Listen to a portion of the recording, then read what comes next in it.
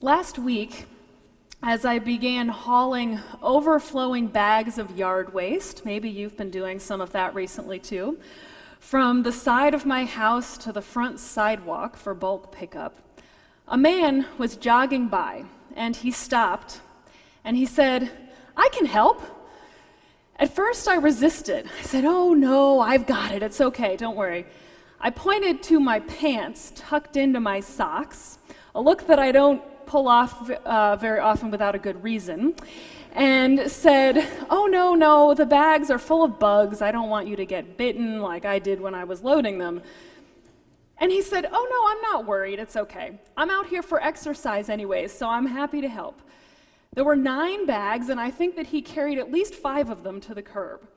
And as soon as we finished, he continued jogging off down the street. Being new to the neighborhood, I was about to introduce myself, but I only had enough time to say, "You're so kind, thank you," as he ran off before he was gone. This simple gesture of generosity ended up shaping my outlook for that day. I lent a hand to others a little more readily, and I'm waiting for the opportunity to pay it forward to someone else in my neighborhood. This year in our church, the theme is the generous life. We're exploring a lot of different forms of generosity. This month, it's the gift of time. The tendency when talking about generosity is to focus on how we can be more generous in terms of what we can give. And it's good to reflect on this, as giving as a spiritual practice. Yet we cannot forget that we are also the recipients of generosity all the time. I've been reflecting on what it's like to receive gifts of all kinds, whether it comes in the form of a box with a bow, or help from a neighbor, or a kind word. The Indian folktale that I told earlier about the young boy who wanted a drum illustrates the cycle of generosity that is possible based on how we receive gifts. What he really wanted above all else was a drum, but his mother could not afford one, so instead she returned from the market with a piece of wood that she had found by the side of the road. A piece of wood, not even enough to make a drum, maybe a drumstick, but that wouldn't really do him any good. He had asked for one thing and he was given something else. But it's what he did with the gift that really mattered. He received what his mother offered, not quite knowing what to do with it, but with a generous heart, and he kept the gift in motion. Eventually, after a chain of exchanges, he encountered someone in need who had a drum to offer. As I read this story for the first time, I thought, this brings a whole new meaning to re-gifting. Sometimes, like the people in the folktale, we need to ask for help. And in the year of the generous spirit, many of you have shared stories of giving and of receiving help from others. One of these stories, which you may have seen a little excerpt of a couple weeks ago in a video that we showed on the screens, is from Sarah Greenman, a church member who, like many in this sanctuary, found her way here because she realized that she needed a community in a time of crisis. Her son was born with numerous medical issues, and she and her husband Jack were terrified. So in her words, they had to fall into the arms of the people around them, whether they wanted to or not.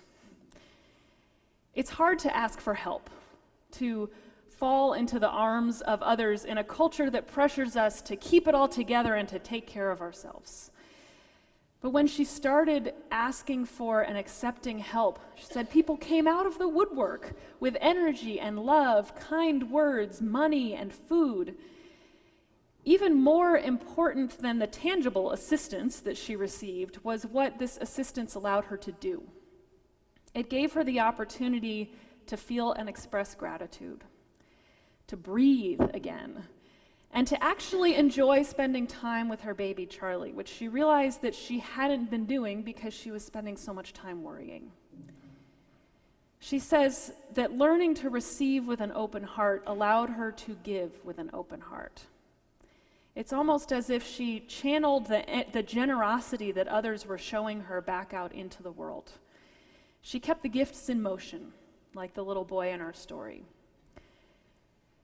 And I think there are a couple lessons to be learned from Sarah's experience. First is that asking for help is a very vulnerable thing. The traveler in our reading that Aaron shared, like many travelers, didn't want to have to ask for directions or help, but doing so allowed him to connect with the family who were thanking him for allowing them to help. And Sarah, after the birth of her son, wanted to feel and project the image of having it all together, but it reached a point where she could no longer do that.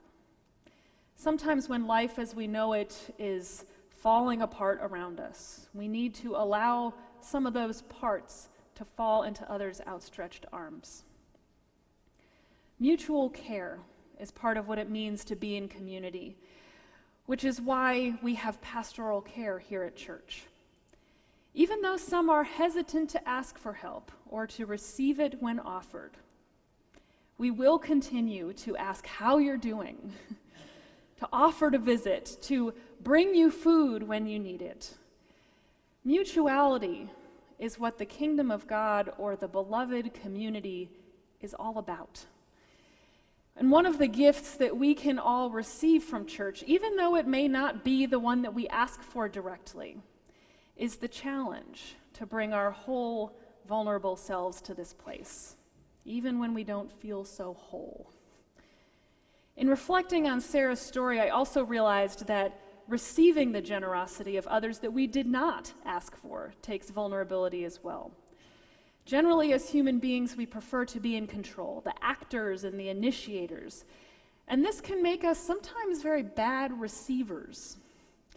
When my neighbor offered to help carry bags, or when a friend picks up the check at dinner, I'm being given a gift whether I like it or not. And if I say no to this offer of generosity, it cuts off the opportunity for connection. I don't have to be vulnerable and admit, yes, I could use the help, or just allow myself to be cared for by another. But when I say yes, our relationship has the opportunity to reach a deeper level. Giving and receiving generosity helps to build connections. Now, people will be generous. As we say over and over here at church, we live in an economy of grace. And we can choose to accept these gifts and engage with this economy or not, but it continues to operate around us. What we can control is how we receive the gifts that come our way. I remember one Christmas that I celebrated with my extended family, and I watched a younger relative unwrapping his presents. He excitedly tore the wrapping paper off of a present, but when he saw what was inside, he let out a really loud, disappointed, "Oh." It was clothes or a book or something else similarly boring to him at that age, not a toy or a game. Children sometimes have no filter when receiving gifts. Not all are as mature as the boy in our story, but adults don't always initially see the meaning or the opportunity either, I think. I was recently reading an interview with Wavy Gravy. Have you heard of him? Growing up, the only association I had with that name was the Ben & Jerry's ice cream flavor. Perhaps you associate him with Woodstock. But more recently, Wavy Gravy, born Hugh Romney, has devoted his life to service for the greater good in the guise of a clown. Now, something he said in this interview struck me. He said, "Giving seems to be easy for me. Receiving is the thing I'm just beginning to learn how to do with grace." Now, I suspect some of us in this room could say something similar. Giving is easy. I know that this room is full of generous people, but gracefully receiving from others is something many of us are still learning. The words of this hippie activist clown touched me, and I've been reflecting on them this week. What does it mean to receive with grace? I think it means receiving a gift, whether it's an object or some intangible help, for what it is, and for the opportunity that it might offer. A piece of wood is not what the little boy in our story wanted. However, it presented him with an opportunity to be generous, which did ultimately work out in his favor. Receiving gracefully does not come with a sense of obligation, to owe the giver something in return as if it's a commercial transaction, or to even shower the giver with profuse thanks, though gratitude is certainly a natural response. Receiving gracefully does require you to believe, however, that you are worthy of the generosity of others and the universe, and that it's okay to ask for and to receive help, and that being vulnerable in this way doesn't make you a less whole or capable person. There's a Wendell Berry poem that you may have heard here in worship before, called The Peace of Wild Things. And the last line of this poem, Berry writes, "For a time I rest in the grace of the world and am free." And this is what I'm talking about. When we learn to receive gracefully, we stop fretting and worrying and resisting the wonderful generosity that surrounds us, and just rest in the grace of it and feel free. We become free to respond with gratitude. And as scientific studies have shown, feeling gratitude actually changes the brain chemistry of and it helps us to feel good. The Reverend Galen Gingrich, a Unitarian Universalist colleague in New York, suggests that the defining religious discipline of Unitarian Universalists is gratitude. He talks about gratitude in terms of knowing how much we have been given and acknowledging the scope of our dependence and our interdependence. Gratitude is an acknowledgement that I didn't do all of this by myself, nor can I. When we're able to feel at home in this world of dependence and interdependence, and to rest in that, I think it makes us more bold and willing and brave to ask for what we need and to receive it gracefully. My hope is that you find this sense of freedom and trust here in this church, because we're trying to create a culture that is kind of a microcosm of the larger interdependent web that we're a part of. If you're joining us here just for this hour, and you don't know which hymnal to use or where to go for coffee, you can ask for help. Or if you have been here for years and are an active member and leader serving and helping others, and you're going through a rough time yourself, you can ask for help. Our church strives to embody mutuality and this economy of grace, and to let it guide how we are with each other and in the world. This is a gift that I have received from First Church during my time here. I still remember sitting in on my first new member gathering a couple years ago as your sabbatical minister, and hearing the staff talk about how we understand membership and pastoral care. I was hearing things that I had never heard stated explicitly in any of the congregations that I had been a part of before this one. They said, "Share your life with us.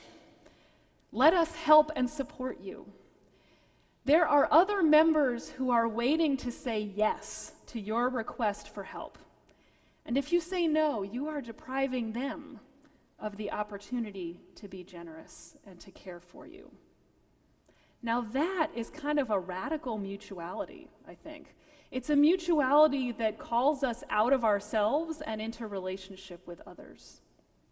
This is a gift that you have given me, even as we are all still learning how to live into it more fully, both here at church and out in the world. A couple weeks ago on Connection Sunday and at the launch of this year's Canvas, Reverend Cantor and Reverend White preached a sermon together talking about planting redwoods, nurturing growth, and creating a church community that makes a difference in your lives and in the world. And they each spoke about how they are growing because of you, because of the gifts that they have received from this church and their time here. And even before the sermon, I had begun thinking about this question: what gifts has this church given me, and how am I growing because of them? So I want to speak to my own experience briefly of this place as the relative newbie. In addition to teaching me about deeper mutuality, as I mentioned before, I am also learning how to receive gifts with a generous, open heart. Over and over again, you give me the opportunity to practice this. Just in the past few months, you have brought homemade baked goods to my office.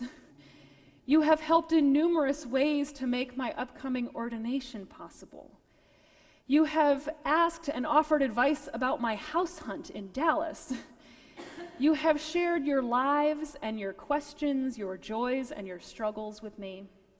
And you have given of yourselves incredibly generously to help make programs and service projects happen here and out in our community. You've demonstrated incredible kindness. And sometimes I am honestly overwhelmed by the generosity of this place, and I have to check myself about whether I am receiving it with as much grace as I aspire to. There's no good that comes from saying, "Gosh, guys, you're being too generous. I couldn't possibly accept these gifts that you are freely offering." So I say yes, and thank you, and let that generosity flow through me and back out into the world. There's a poem by Denise Levertov called "A Gift," which I wanted to share with you here in the context of this sermon, because I think it's a beautiful image for ministry, but also for how to receive from others. A gift. She writes, "Just when you seem to yourself nothing but a flimsy web of questions, you are given the questions of others to hold in the emptiness of your hands. Songbird eggs that can still hatch if you keep them warm. Butterflies opening and closing themselves in your cupped palms, trusting you not to injure their scintillant fur, their dust. You are given the questions of others as if they were answers to all you ask. Yes, perhaps this gift is your answer." Sometimes you do give me your questions, too, about God and church and life, and these, too, are a gift. A gift that I try to hold like the poet talks about holding a bird egg or a butterfly, waiting for them to hatch or fly away. I think that's also a great image for receiving gracefully and how we hold the things that we receive. Every day I feel gratitude for the opportunity to minister to this church. Seriously, every day. Which is why I give of myself so fully to this community. It's the cycle of generosity, and it is contagious. So watch out, you might catch it if you haven't already. My hope for you today is that you will receive gracefully the generosity that is offered to you, and to keep the gifts in motion, being generous in turn. Even the gifts that seem like pieces of wood, not what you wanted exactly, could end up being a drum. And they could also result in a whole lot of new and deeper relationships built along the way by asking for help, and when help is offered, by responding with yes. Let's not do it alone, but together. May it be so. Amen.